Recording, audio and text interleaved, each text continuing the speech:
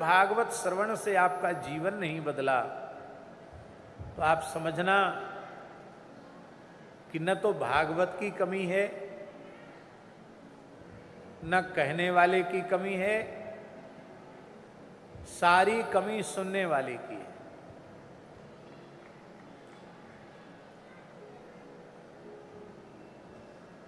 ऋषिकेश में एक बहुत अच्छे महापुरुष निवास करते हैं,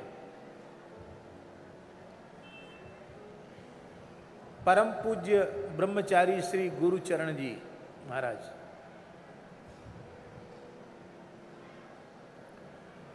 इस समय तो खूब वृद्ध हो चुके हैं वो, लेकिन आज भी त्रिकाल गंगा स्नान, त्रिकाल संध्योपासन, और हम समझते हैं कि 40 वर्ष से ये नियम उनका लगातार चला आ रहा है। भयंकर से भयंकर ठंडी में जटा से गोता लगाकर 3 बार से, और कुछ फल दूध बस वही ले लेते हैं। 5 पुरस्रण तो गायत्री के अनुष्ठान पूर्वक कर चुके हैं, बाकी गायत्री जप और पाठ पूजन में ही लगे रहते हैं। नित्य गंगा जी का अभिषेक और नित्य गंगा जी का शास्त्रार्चन करते हैं। उन्होंने अपनी एक अनुभूति सुनाई। पूज्यपाद श्री डोंगरे जी महाराज की कथा गोरखपुर गीता वाटिका में हुई। भाई श्री हनुमान प्रसाद पोद्दार जी की जहां समाधि है, पूज्य श्री राधा बाबा की जहां समाधि है, उस समय पूज्य राधा बाबा विराजमान थे। श्री डोंगरे जी महाराज की कथा हुई महाराज जी, और श्री गुरुचरण ब्रह्मचारी जी पूरी व्यवस्था के प्रधान थे। वहां की पूरी व्यवस्था उनके हाथ में थी। उन्होंने बाबा से कहा कि हम 1 सप्ताह कथा सुनना चाहते हैं, व्यवस्था में नहीं रहेंगे, केवल कथा ही सुनेंगे।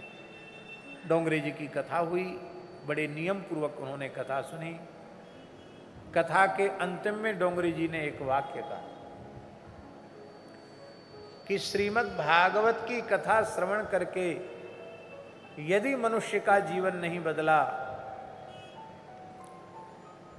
तो या तो कहने वाले की कमी है या सुनने वाले की कमी है, ग्रंथ की कमी नहीं है। क्योंकि ग्रंथ तो साक्षात वेदावतार है, ग्रंथ तो साक्षात भगवान का स्वरूप है, श्री कृष्ण का वांग्मय विग्रह है, गुरु का स्वरूप है। इसलिए हमारे सिख परंपरा में गुरु वाणी को ही, संतों की वाणी को ही श्री गुरु ग्रंथ साहब कहा जाता है, साक्षात गुरु का स्वरूप माना जाता है। ये साक्षात भगवान का स्वरूप है। तो भागवत में कमी नहीं है, या तो कहने वाले में कमी या सुनने वाले में कमी है।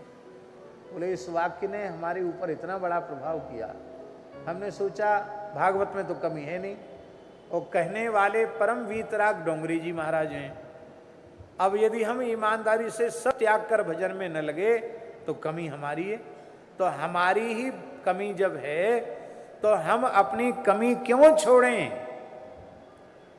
और उसी दिन हमने निश्चय कर लिया, पूज्य श्री राधा बाबा से कह दिया कि अब हम ऋषिकेश जाएंगे, भजन करेंगे। जितना जीवन बचा है अब कोई संस्था, कोई व्यवस्था में नहीं रहेंगे, केवल भजन करेंगे। लोग कहते थे नहीं रह पाओगे, नहीं जा पाओगे। लगभग 40 वर्ष उनको ऋषिकेश में अखंड हो गया। ना तो वाहन पर बैठते हैं, वाहन पर बैठेंगे तो कोई ना कोई कहेगा महाराज वहाँ चले जाए, तो वाहन पर भी नहीं बैठते। त्रिकाल गंगा स्नान करते हैं, नित्य गंगा जी का शास्त्रार्चन करते हैं। भागवत तो वह ग्रंथ है, एक बार जीवन में कोई श्रद्धा पूर्वक, सावधानी पूर्वक भागवत का श्रवण कर ले तो हमारा ऐसा पक्का विश्वास है, दृढ़ निश्चय है कि उस भाग्यशाली मनुष्य के जीवन में परिवर्तन आए बिना नहीं रह सकता है। उसके जीवन में अवश्य परिवर्तन होगा। उसके अनंत जन्मों की व्यथा व कथा हर लेगी। वह उसका शरीर अंतिम शरीर होगा, वह उसका जन्म अंतिम जन्म होगा। ऐसी श्रीमद् भागवत की महिमा है।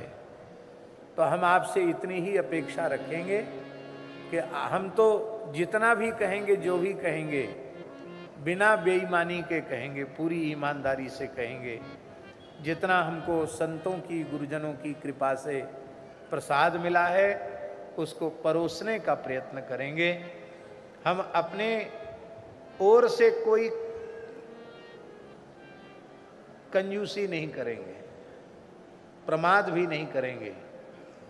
3 घंटे कम से कम बोलना है तो पूरा पक्का 3 घंटे बोलेंगे।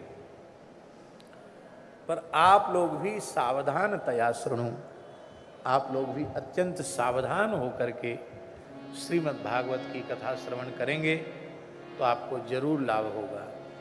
बोलो भक्तवत्सल